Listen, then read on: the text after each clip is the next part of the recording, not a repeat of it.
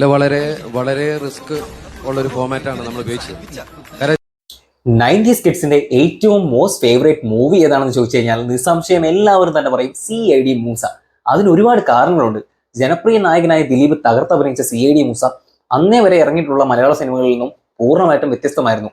Comedy മാത്രമല്ല, കോമഡിയോടൊപ്പം തന്നെ ആക്ഷനും പ്രണയവും സെന്റിമെന്റ്സും അങ്ങനെ സകലമാന ഇമോഷൻസും ചേർത്തിണങ്ങിയ അല്ലെങ്കിൽ കോർത്തിണക്കിയ ഒരു കംപ്ലീറ്റ് പാക്കേജ് ആയിരുന്നു CID മൂസ.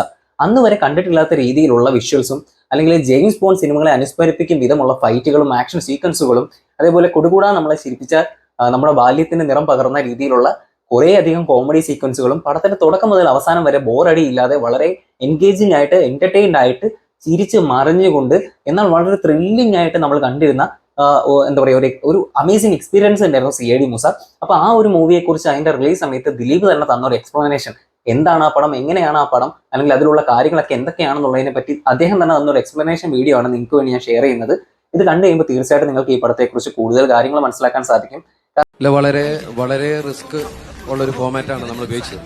കാരണം വെച്ചാൽ ഇപ്പൊ നമ്മൾ പറക്കം തളിക ചെയ്തു, കല്യാണരാമൻ ചെയ്തു, ആ ഫോമാറ്റ് അല്ല.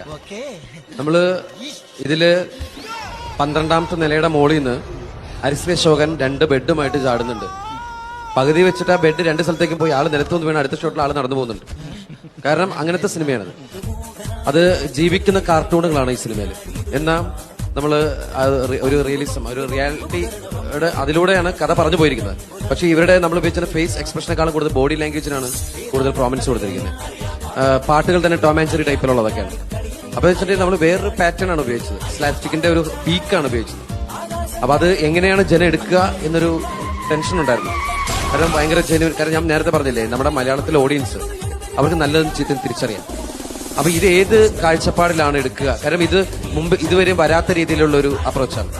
എല്ലാം കൂടി മിക്സ് ആണ് ഇതിൽ ആക്ഷൻ പടമാണെന്ന് വെച്ചാൽ ആക്ഷൻ പടമാണ്, കോമഡി ആണെന്ന് വെച്ചാൽ കോമഡിയാണ്, ലവ് സ്റ്റോറി ആണെന്ന് വെച്ചാൽ ലവ് സ്റ്റോറിയാണ്, സെന്റിമെന്റ്സ് ആണെന്ന് വെച്ചാൽ സെന്റിമെന്റ്. അങ്ങനെ എല്ലാം കൂടി കൂട്ടിയിട്ട് നമ്മളൊരു ഫിലിം ആണ് ചെയ്യുന്നത്. അപ്പൊ അത് വളരെ സന്തോഷമുണ്ട്. ഈ ആളുകളെല്ലാം അത് കാണുന്നത് സന്തോഷിക്കുകയും ചെയ്യുന്നതിന്. തിയേറ്ററിൽ ഭയങ്കര ചിരിയും കാര്യങ്ങളും വളരെ സന്തോഷമുണ്ട്.